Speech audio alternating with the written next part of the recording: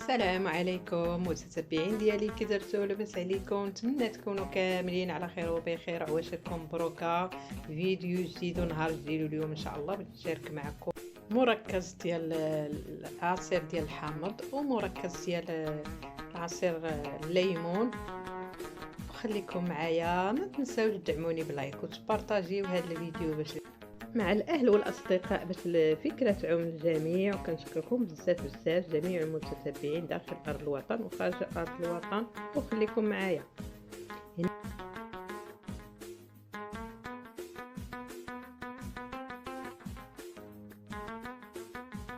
هنا عندي الليمون او الحامض وعندي البرتقال. كما كتشوفوا غادي نحيدوا لها لوزاس ديالها، ديك القشره الفوقانيه. وخليكم معايا. تبارك الله دابا الحامض موجود، التين يعني البرتقال حتى هو موجود بثمن مناسب. خديت هذا الحامض خديته ب2 دراهم ونص. هنايا غادي نبدا نشارك معكم الطريقه باش كنحيد هذا اللوزاس. هذا الحكاكه هذه يدويه، وكنحيدو غير الفوقانيه، ما تحيدوش القشره التحتانيه البيضاء حيت هي اللي مره. كما كتلاحظوا هنايا خلينا نحيدها. كما قلت لكم موجود تبارك الله باثمنه مناسبه البرتقال والحامض، وتبارك الله موجود. قلت لكم حجم كبير ديال الحامض، انا كيعجبني غير هذا الموين، جبتو صغير شويه وتبارك الله خدهم قداش وحده راه غتوزن نص كيلو ولا اكثر. وصافي كنحيدها لوزاس بحال هاد الطريقه هذه. وكنحيدو من بعد ما حيدت ديال البرتقال، دابا غادي نحيد ديال السيترون ديال الحامض. وهاد القشره ديال الحامض راه كنحتاجوها بزاف د الاشياء وغادي نحتفظوا بها حتى هي. كنحتاجوها في الكيك، في ليكيش، في اي حاجه كيعجبكم هاد المذاق ديال في الغريبه، مهم كنحتفظوا بها في المجمد. وهاد العواصر اللي غادي ندير ان شاء الله كتجي منعشه في ايام. دابا جاي غير الصهد، زعما غيسخن الحال، وحتى في رمضان كنبغيو هكا ناخذوا عصير.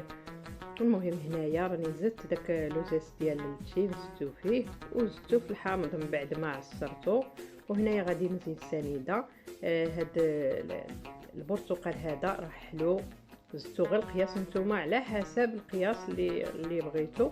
حيت هنايا صافي كنديروا السكر وكنبقاو نزيدوا الفواكه ديالنا ونزيدوا الماء. مركز ديال الحامض والبرتقال كنحتفظوا به في المجمد. المهم انا هنايا راه ما كنصحكمش بزاف ديروا خذوا بهاد الاشياء هادو بزاف مده طويله، انما راه كنحتفظوا بهم غير مده قصيره. انا وليداتي راه ساعه هادشي غادي نكملوه قبل رمضان، وان شاء الله غنصوب رمضان غير احتياطيا باش هذا كيكون عندك واجد.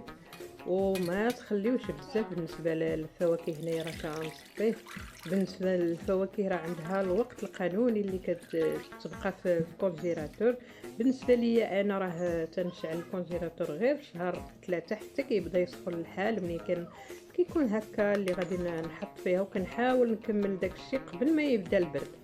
وهنايا غادي نصوب معكم عصير ديال الفريز، تفاح، لافوكا، وحتى ياغورت راه ما حطيتوش هنايا راني جمعت داك لوزاس ديال البرتقال والحامض وجمعتهم كاملين في واحد الطاسه وغادي نديرها في الكونجيلاتور ونبقى ناخذ منها العصير. من بعد ما خليت هادو 3 السوايع باش داب فيهم السكر كنبقى نحركهم هاد السيترون هذا والبرتقال وصافي. غادي نشارك معكم العواصر.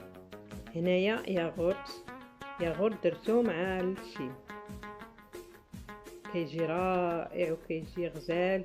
وهنايا راه فيه السكر فيه كلشي كما قلت لكم. كنديروا السكر وراني زدت الماء، زدت واحد شويه الماء باش ما يجيناش حيت هذا راه حيت درتو مع مركز البرتقال. هنايا غادي نصوب غير كاس. بالنسبه الى بغيتو هكا افراد العائله كل واحد كيبغي نكهه بشكل كل واحد كيعجبو وغتصوبوها هكا بهذه الطريقه. صدقوني الياغورت كيجي رائع باي نكهه كتعجبكم.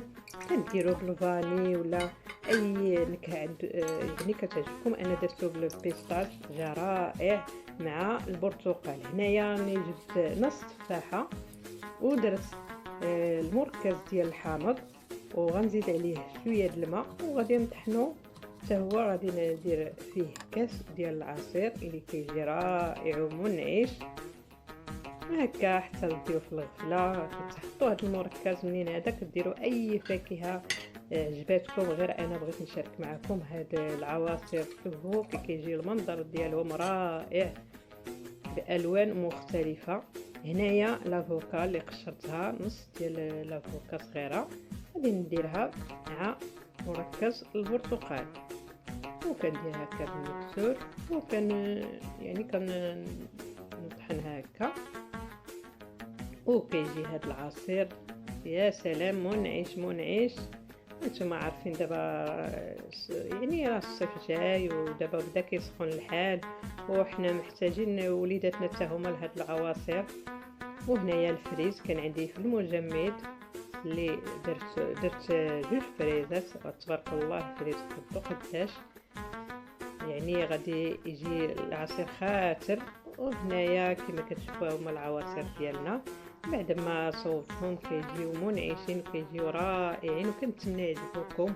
وانتم اي فاكهه عندكم ممكن ديروها اي يعني نكهه عندكم ديال الياغورت حتى هو كيجي رائع. كديروه هكا في العصير وجربوه يعني ما غاديش تندموا. خليتو عادي ديال السيترون زدتو الماء وخليت واحد البرتقال عادي وطبقه التفاح لافوكا الفريز الياغورت. المهم كلهم كيجيو زوينين. ممكن ديروا كما قلت لكم اي فاكهه غديروا فيه الزور ديروا مع المركز. المهم كيكون ديما واجد. ولكن نصيحه هادو دابا المركز راه درتو في البواطه محكمه الاغلاق وكديرها في الكونجيلاتور وكتهزو غير بمعلقه وكيبقى خاطر يعني ما كيجمدش ودغيا تتجبدوا منه. ولا بغيتو ديروه بواطه صغيورين وكديروا القياس اللي بغيتو كتجبدوه لا ما تبقاو تحلوا البواطه وتردوها. المهم من هادشي كامل يعني ما تخليوش مثلا مده طويله في المجمد الفواكه والخضار. حاولوا تستهلكوا الخضر في الوقت ديالها. واخا نحتفظوا به هذا المركز وهذا ما نخليوش مده طويله. واخا في الكونجيلاتور ما نخليوش مده طويله. نحاولوا نستهلكوه مثلا هذا كنصوبوه في شهر 3 كنستهلكوه في الصيف صافي. منين كيجي البرد راه انا كنطفي الكونجيلاتور كما قلت لكم. نحاولوا نستهلكوا الفواكه في وقتها الخضر في وقتها باش هكا نستافدوا منها. وهذا ما كان. المهم كنتمنى يعجبكم هذا الفيديو وتكونوا استفدتوا ولو حاجه قليله. كنشكركم بزاف على حسن المتابعه وعلى خدمتكم عليا. وما تنساوش تدعموني بلايكات وتبارطاجيو هذا الفيديو. الى اللقاء الى الفيديو مقبل ان شاء الله.